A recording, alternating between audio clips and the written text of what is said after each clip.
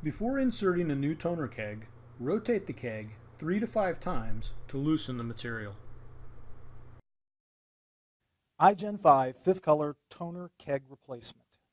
Should you receive a message on the press interface to replace the toner keg for your fifth color, open the right upper door to the print engine. Open the small toner access door on the inner door. Rotate the retainer bar to the left and remove the empty toner keg.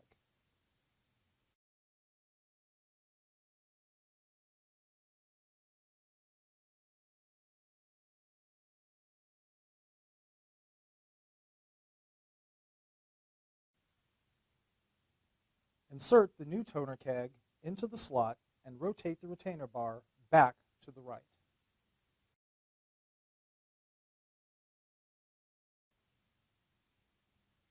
Close the toner access door and close the print engine door.